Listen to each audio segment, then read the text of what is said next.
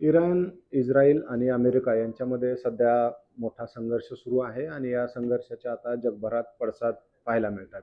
भारत किंवा भारताच्या भूमीवरती जरी हे युद्ध सुरू नसलं, तरी भारतामध्ये देखील अनेक जीवनावश्यक वस्तूंवरती, जीवनावश्यक संसाधनांवरती आता त्याचे परिणाम जाणवायला लागलेले आहेत.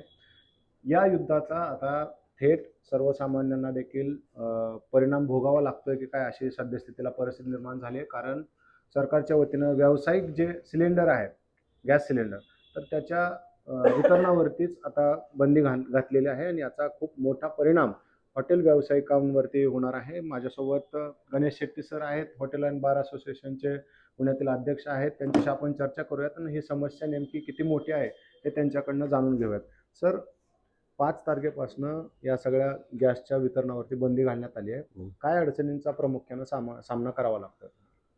जेव्हा गव्हर्नमेंटने 5 तारखेला तो GR काढला की कमर्शियल सिलेंडर हे हॉटेलला सप्लाय टोटल बंद करायचा विथ इमिजिएट इफेक्ट, म्हणजे त्याला चर्चा वगैरे हा काय भानगड राहिली नाही. आणि सेंट्रल गव्हर्नमेंटने ऑर्डर काढले अंडर वॉर सिच्युएशन इमर्जन्सीज नावाखाली. तर ते इमर्जन्सी त्यामुळं आमची चर्चा वगैरे काय तर प्रश्न आला नाही. आम्हाला कळायला 1 दिवस लागला. GR निघाला सकाळी. पण एवढं सिरियसनेस करतो माझ्याकडं, म्हणजे प्रत्येक ठिकाणी प्रत्येक हॉटेलवाले 1-2 दिवसाचा त्यांच्याकडे स्टॉक, काय काय लोक 3-4 दिवसाचा ठेवतात स्टॉक, पण त्याच्यावरती ठेवत नाहीत. काय काय वेळेला इमर्जन्सी गाडी आली नाही, काय आली नाही म्हणून तर 2-3 दिवसाचा स्टॉक ठेवतात. त्यामुळं इफेक्ट पहिल्या दिवशी जाणवला नाही, दुसऱ्या दिवशी जाणवला नाही. जेव्हा स्टॉक संपत आला आणि आम्हाला एक असं न्यूज मिळालं 5 तारखेला संध्याकाळी की गव्हर्नमेंटने हा जो ऑर्डर आहे ते रिवोक केला म्हणून, पण GR नाही. पण आम्ही सांगितलं रिवोक केला म्हणून, तर परत थोडं लोक जरा शांत झाले. पण दुसऱ्या दिवशी तो सप्लाय म्हटला, आमचं जे गोडाऊनला गेलेली गाडी ती काय भरून येत नाही, कारण त्यांनी तिकडं रिवोकची ऑर्डरच नाही त्यांच्याकडं. अच्छा. मी म्हटलं आमच्याकडे कशी काय म्हणजे बरोबर आलं हे सगळं रिवोकचं. जसं GR सिलेंडर सप्लाय बंद करण्यासाठी जसं प्रिंटेड होतं, ते रिवोक करण्याचा हे कोणाकडे ती ऑर्डरच नाहीये. त्यामुळे सध्या हे अफवेवर सगळं चाललं. आता कालपासून तर आम्ही सिरियस व्हायला लागलो, सगळे सप्लाय हळूहळू कमी व्हायला लागलेत. आता जो दररोज 3 सिलेंडर घेतो या 2 घेतो, त्याला त्याने सांगितलं मी 1च देणार आहे. जो 5 घेतो त्याला त्याने सांगितलं 2च सिलेंडर तुला देणार. तर 2 सिलेंडर होते, 5 सिलेंडरचं काम तर 2 सिलेंडर आणणं मुश्किल आहे. तर मुश्किल आहे म्हणलं की ते काय करणार तो, मग त्याच्या इथं राशनिंग करणार. जे आयटमला जास्ती गॅस वापरतो ते आयटम बंद करून टाकणार. तेच मला विचारायचं की कशा पद्धतीने आता गॅस बचत कशा पद्धतीने करणार? गॅस बचत फक्त तुम्हाला आता जे रनिंग आयटम आहे, आता तुम्ही हॉटेलमध्ये गेला आणि डोसा मागितला, तुम्हाला डोसा पहिला आयटम जे बंद होईल तो डोसा बंद होणार. सगळ्यात जास्त गॅस त्याला लागतो, त्याला कंटिन्यू चालू ठेवावा लागतो. बरं. तो तवा गरम ठेवण्यासाठी. त्यामुळे पहिला आयटम कन्झम्पशन जास्ती करणार तो गॅस, हे डोसा. त्यामुळे डोसा आणि डोसाची व्हरायटी, उत्तप्पा वगैरे, टमाटो ऑमलेट, जे काय डोसा जो काय डोसामध्ये आला तो सगळं पहिला आयटम बंद होणार. बरं. आता दुसरं काय फ्राईड आयटम ते एकदाच करून ठेवलं, रिपीट फ्राय नाही. आता तुम्हाला एकदम गरम गरम पाहिजे असं तुम्हाला मिळणार नाही. तुम्ही जर ज्या वेळेला गरम कढईतनं बाहेर काढलं त्यावेळेला तुम्ही तिथं गरम मिळणार. पण पहिलं कसं तुम्ही कधीही गेला तरी 2 प्लेट 4 प्लेट तो माणूस करून देतो. आता ते सोय राहणार नाही, कारण आम्ही गॅस त्याला राशनिंग करतो. त्याप्रमाणे आम्ही आमच्या डिश पण राशनिंग होणार. आता माझ्याकडे 100 डिश माझ्या मेनूमध्ये आहे. तर ते 100 डिश मला ते ज्या पद्धतीने जेवढं राशनिंग करायचं ते मी ते 100चे 10 पण आणणार.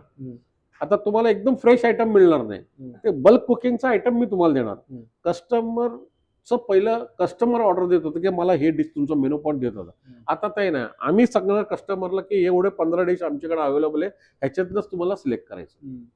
आता ह्या सगळ्या पार्श्वभूमीवरती गॅस सिलेंडरचा काळा बाजार होण्याची शक्यता? काळा बाजार काय थोडंच होणार, कारण कंपनीने प्रोडक्शनच बंद करून टाकलंय तिथं. मेन जे काय असेल ते किती दिवस, कारण एवढं आता ज्याला 2 सिलेंडर 3 सिलेंडर मिनिमम लागतात, ते काळा बाजार 1-2 सिलेंडर घेऊन काय करणार तो? बरं. आणि आता कायदा पण एवढा स्ट्रिक्ट आहे, ह्या कायद्यामध्ये तुम्ही हे करू शकत नाही. ह्या कायद्यामध्ये तुम्ही ब्लॅकने आणणं, घेणारा पण गुन्हा आहे आणि देणारा पण गुन्हेगार आहे. आणि त्याला कायदा काय नॉर्मल कायदा लागू होणार नाही, त्याला जे काय होईल ते फार सिरियस मॅटर आहे. त्यामुळे कोणी ह्या भानगडीत पडणार नाही. आणि बरं, ब्लॅक असं का कंटिन्युटी त्याला काय मिळणार आहे का? नाही मिळणार. त्या डिस्ट्रीब्युटर कधीपर्यंत आहे त्याला मिळेल. पण आता हॉटेल व्यावसायिकांमध्ये अनेक प्रकार आहेत. जसं मोठे हॉटेल असतील किंवा छोटे छोटे हॉटेल्स असतील, मेस असतात. ह्यांच्यावरती कसा परिणाम होणार? पहिलं मेस बंद होणार. आता पुण्यामध्ये तर खूप मेस आहेत. हां, पुण्यामध्ये पहिलं मेसवर प्रॉब्लेम होणार, मेस बंद होणार. हां. हां. कारण काय की मेसला ठरलेलं हे आहे, हं. रेट्स आहेत. बरोबर. त्यामुळे ते मेसला ते रेट वाढू शकत नाही मध्ये आधी. मंथली बेसिसवरचं असतं मेस. त्यामुळे पहिला इफेक्ट तो मेसवर जाणार. बरं. आणि तो काय जास्ती पैसे देऊन सिलेंडर वगैरे काय आणणार नाही. आणि त्याला ते गणितात बसणार आणि ते परवडणार नाही. आणि आता हे जग जाहीर आहे, अख्ख्या भारतात ही परिस्थिती आहे. त्यामुळे फक्त पुण्यात आहे आणि इमर्जन्सी परिस्थिती आहे. जो मेस मध्ये जेवणार आहे त्यालाही माहिती आहे. बरं. त्यामुळे आता- तिथं कॉन्फ्लिक्ट होण्याचा चान्सेस कमी आहे. सर, आता तुमच्या हॉटेलमध्ये काय तुम्ही करताय? नाही, आता आमच्या हॉटेलमध्ये जे काय म्हणलं ना, त्या आयटम मध्ये रॅशनिंग करणार आम्ही. आता 50 सुरू 100 केलं? नाही अजून आता कसं आहे, माझ्याकडे जो स्टॉक होता, आता अजून एक 2-3 दिवस मला जो सप्लायर 3-4 दिवस सप्लायर मिळेल त्याच्यामध्ये करणार. आणि नंतर ते ऑटोमॅटिक ते राशनिंगवर येणार. बरं. आता पुण्यामधले जे मोठे हॉटेल इंडस्ट्री खूप मोठी आहे. साधारणपणे किती पुण्यामध्ये हॉटेल्स आहेत आणि तुमच्याकडे तक्रारी यायला लागल्यात का आता वेगवेगळ्या भागात? ना तक्रारी म्हणलं की आता काय आहे, बातमी 24 तास चालू आहे. बातम्यामध्ये तर लोकांना कळतं वॉर. आता आजची परिस्थिती असं दिसत नाही की वॉर काय लवकर संपेल. त्यामुळेच तर गव्हर्नमेंटने एवढं मोठं सिरियस डिसिजन घेतलं. बरोबर. म्हणजे इन शॉर्ट हॉटेल इंडस्ट्रीज बंद होणार. 85% हॉटेल इंडस्ट्रीज बंद होईल. पुण्यात जर- काय स्टेटस आहे आता? म्हणजे पुण्याचं किती स्टे- हॉटेल तुमच्या 85% असोसिएशनच्या अंतर्गत किती हॉटेल? आमच्याकडं 1000-1500 पर्यंत आहेत. ओके. पण पुण्यामध्ये 8 ते 10,000 आहेत, छोटे मोठे हॉटेल सगळे धरून. ते 85% हे ते सिलेंडरवर अवलंबून आहेत. त्यांच्याकडे काय पाईपलाईन गॅस नाही वगैरे काय नाही, सिलेंडरवर अवलंबून. त्यांचं सिलेंडरवर अवलंबून असल्यामुळं सिलेंडरच नाही म्हटल्यानंतर ते काय करणार? तुम्ही गेल्या अनेक वर्षांपासून या इंडस्ट्रीमध्ये आहात. अशा प्रकारचे संकट ज्या वेळेला येतात, याच्या आधी युद्ध झालेले आहेत. भले आपल्या देशाचं नसेल, परंतु आजूबाजूला युद्ध झालेलेच आहेत. अशा वेळेला ज्यावेळेस संकट येतं त्यावेळेला याच्यातनं हॉटेल व्यावसायिकांना कशा पद्धतीने सर्व्हाइव्ह करायला पाहिजे? नाही, हॉटेल इमिजिएट आमचं काय टार्गेट असतं की ह्याला अल्टरनेटिव्ह काय. आजच्या तारखेला अल्टरनेटिव्ह काय आहे, तर फक्त इंडक्शन आहे. तुम्ही कोळसा वापरू शकत नाही. कोळशाने आता ती सवय पण नाही कामगार लोकांना. कोळसा, रॉकेल, स्टोव्ह, चुलीचं हे सवय नाही. आता ते सवय गेली.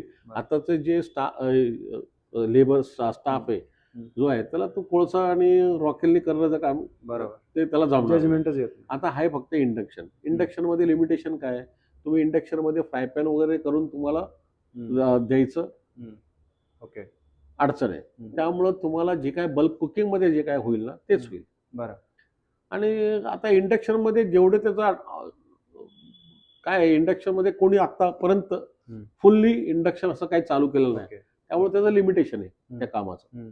सर, सोलरचा यूज करून काय होऊ शकतं? नाही काय नाही. सोलरचं काय, सोलर काय कुकिंगला सोलर काय काय नाही. बरं. आणि हॉटेलचं बल्क कुकिंग असतं ते काय सोलर वगैरे नाही, काय नाही. There is no alternative. फक्त इंडक्शन आहे. इंडक्शनच्या दुसरा अल्टरनेटिव्ह नाही. बरं, या सगळ्या विषयाचा रेट्सवरती काय परिणाम होणार आहे? आता रेट्समध्ये कोणी एवढं काय चढ उतार करणार नाही कोणी. कारण काय हे वॉर सिच्युएशन आहे, सगळ्यांची परिस्थिती प्रॉब्लेम आहे, ते कोणी करणार नाही. फक्त हा विषय आता गॅसचा आहे. तर जोस्तोवर गव्हर्नमेंटनी डिसिजन घ्यायला पाहिजे. आमचं रिक्वेस्ट आहे गव्हर्नमेंटला की तुम्ही राशनिंग करा. आज गव्हर्नमेंटकडे आमचा रिपोर्ट आहे. मला महिन्याला किती लागतं हे गव्हर्नमेंटकडे आहे. आणि आता हे म्हणजे ते लपवण्यासारखं काही नाही. ऑफिशियल गव्हर्नमेंटकडे किंवा या माणसाला 30 सिलेंडर लागतोय महिन्याला, तिथं राशनिंग करा. 20% कमी द्या. झालं का बोलणं? नाही, आम्ही सजेशन केलं की तुम्ही 20% द्या. सरकारशी सजेशन करा की तुम्ही 20% करा. ओके. तुम्ही 40% कमी द्या. ओके. फुल बंद जे केलं फुल बंद करू नका. इथं लाखो लोक कामगार आमचे त्याच्यात इन्व्हॉल्ड आहेत. ते बेकार होणार ना. मध्यंतरी टॅक्सेशनमुळे पण जे हॉटेल बार व्यावसायिक जे होते त्याच्यावरती खूप मोठा परिणाम झाला. त्याच्या पाठोपाठ आता हे सिच्युएशन आलंय. काय कसं बघताय आता या सगळ्या?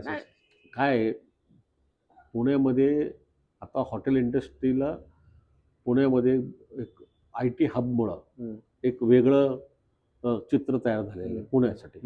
त्यामुळे पुण्यामध्ये तुम्हाला कुठल्याही प्रकारचं, कुठल्याही देशाचं, कुठल्याही शहराचं तुम्हाला त्या टाईपचं जेवण मिळतं. बरं. कारण हे आय टी हबमुळं हे कॉस्मोपॉलिटन सिटी झालं आणि फार वेगात त्याचं चेंजेस होत चालले. तर हा व्यवसाय पुण्यामध्ये हॉटेल इंडस्ट्रीला एक वेगळ्या टाईपचा व्यवसाय पुण्यामध्ये आता हॉटेल इंडस्ट्रीला चांगले दिवस आहेत. तर अशामध्ये हे जे असं ब्रेक जर बसलं, पहिलं कोविड बसलं, परत 500 मीटर झालं, मग कोविड झालं आणि हे असे काय झालं तर इंडस्ट्रीवर फार मोठा परिणाम होतो.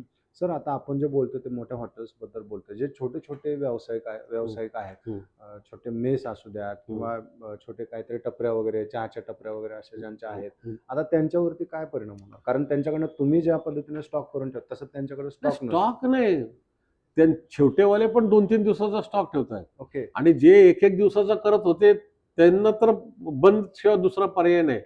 ते त्यांनी नाहीतर ते काय छोटं करत असतील तर ते स्टव बिवर मॅनेज करून ते तेवढंच काढायचं. बाकी काय नाही. बाकी तुम्हाला दुसरं अल्टरनेटिव्ह काय नाही. इलेक्ट्रिकल अल्टरनेटिव्ह तेच सांगितलं इंडक्शनचं.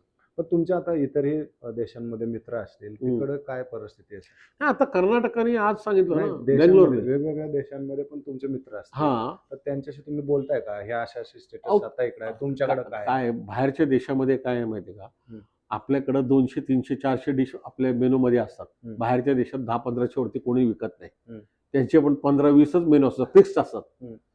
कारण त्यांना तिकडं त्यांचे आपल्याकडे कसे कामगार आपल्याला पाहिजे तेवढे कामगार मिळतात, तसं तिकडे कामगार मिळत नाही. लिमिटेड कामगार, त्यामुळे लिमिटेड मेनू. हॉटेल काय 200 सिटिंगचं 150 सिटिंगचं हॉटेल नाही. त्यांचं हॉटेल जास्तीत जास्त 30 ते 40 लोकांचं सिटिंग, जास्तीत जास्त 40. त्याच्यावरती मोठं हॉटेल नाही मॅक्झिमम फॉरेन कंट्रीमध्ये. त्यामुळे हा विषय त्यांना काय नाहीच आहे ना, अजून त्यांच्याकडे नाही हा विषय. त्यांच्याकडे आता आपल्याला ती परिस्थिती माहित नाही ना, की आता त्यांच्याकडे बघा, हे जे पेट्रोल आणि हे जे 90% भारत इम्पोर्ट करत आहे, पेट्रोलियम प्रोडक्ट, इंधन सगळं 90%. त्यामुळे आपल्याला हा मोठा इफेक्ट आहे. म्हणून आपल्याला त्यांनी इमर्जन्सी आता बाहेरच्या देशात त्यांचं कॅपॅसिटी बघून त्यांचं जे काही इम्पोर्ट करत असेल, त्यांच्या देशात काय होत असेल तर त्याप्रमाणे त्याची झळ बसेल त्यांना. आपल्याला पुण्यामध्ये काय तरी 85% हॉटेल गॅसवर चालतात, त्यामुळे सगळ्यात मोठे आपल्याला पण पुणे, मुंबई किंवा पुणे, मुंबई शहरामध्येच जास्ती आहे. ठीक आहे, धन्यवाद सर.